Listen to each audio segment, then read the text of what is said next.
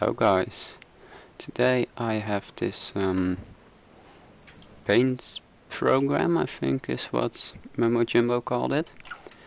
So yeah, I just compacted this thing Mumbo Jumbo made, and I think I made it a bit less laggy as well, because he had the clocks at the very start of his machine, whereas I tried to put them as far back as possible, so not as many observers get triggered continuously. For some reason this is still really laggy on my computer, however. I'm currently getting like a few hundred FPS, but once I turn on any lamp basically I drop to, I don't know, laggy frame rate pretty much. But yeah, this does work. So if I trigger this, the right bottom pixel will turn on, and if I trigger like this, the top pixel there turns on. So yeah, everything basically works like in Mumbo's thing.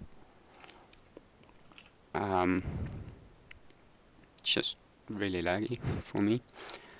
But it should in theory run smoother than Mumbo Jumbo's version did. So let's take a look at the redstone. So here you can see the wiring. As you can see, it's fairly neat. I didn't do a weird sideways loop like Mumbo did, because it's not needed basically. He showed where he basically crossed the signal diagonally using a floor of observers and then having repeaters go over them. So yeah, he did that horizontally, whereas I did it vertically basically. So when we press this button for the top, for instance, it just goes down in a loop, then it passes all the way through here, gets to the back, triggers piston to go upwards, and here, up here, it flip-flops this clock. So if you're not familiar with it, when you do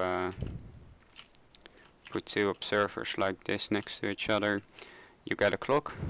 This is something that many redstoners are already using, and it's quite a bit easier than the one Mumbo made. I mean, that one wasn't that complicated either, but this is just really simple. So yeah, I use that clock, and then the clock just goes into the display.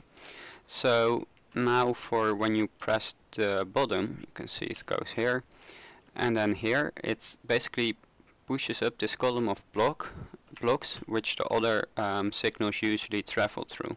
So that's basically how I invert the order, or cross the signals basically.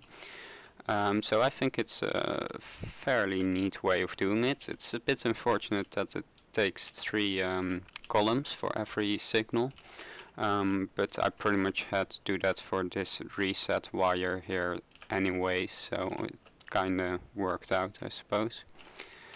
So yeah, it might be able to be smaller, or not might be, most likely, but I think this is a fairly neat way of doing it anyways.